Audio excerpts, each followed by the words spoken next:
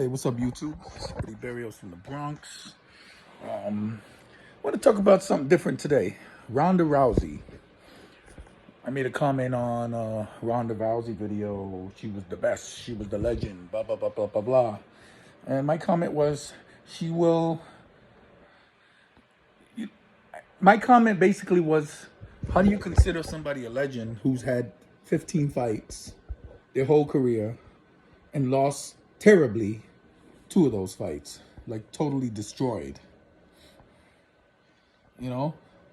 And I got a lot of back and forth from people. She's the face, she's the godmother of MMA, blah, blah, blah, blah, blah. A lot of people don't know there was a lot of other women's fighting. Matter of fact, women's fighting first started in China, you know? Strikeforce in America was the first female full contact fighting in America.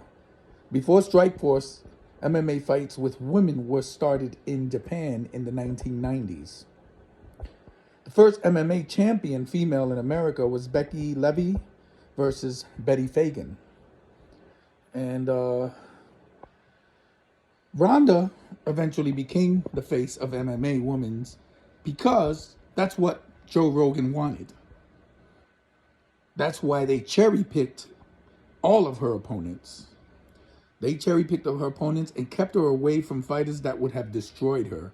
Fighters like Chris Cyborg and Gina Carano. I mean, there was so much more. They kept these fighters away from Rhonda.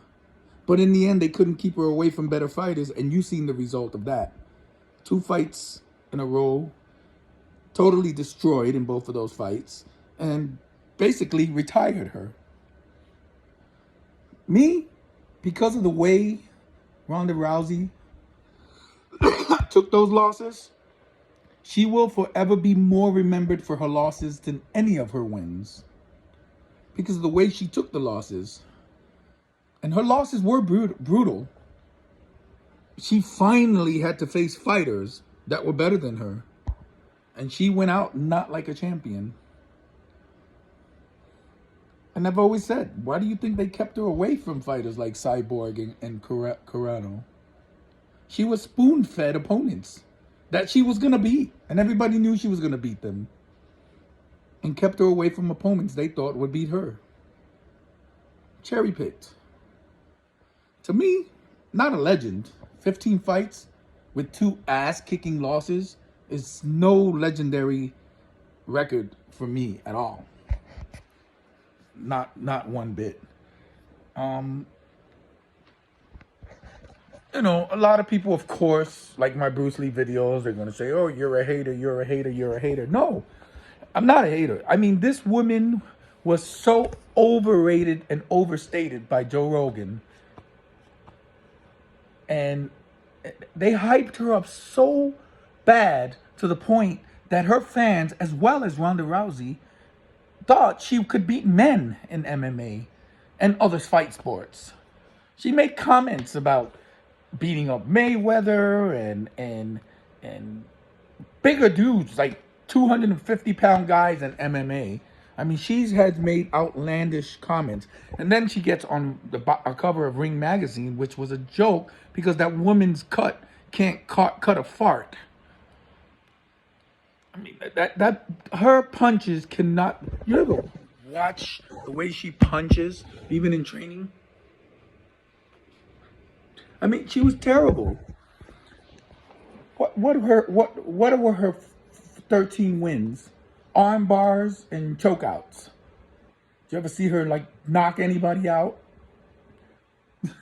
I mean, she was a wrestler. That's what she was. That's what they did. And they kept her away from fighters that were also really great wrestlers. Like people like Carano and Cyborg, who can box and wrestle. And they kept her away from fighters of that caliber. Her whole career, they kept her away because they knew, and Joe Rogan knew, that those fighters would have destroyed Rhonda Rousey. But they couldn't keep her away for too long. Eventually, she was going to have to fight the best at one point. And when she did, she got destroyed.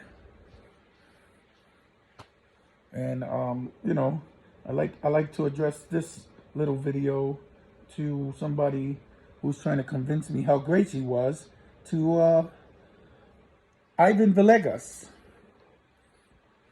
Peace out, brother. Eddie Berrios from the Bronx.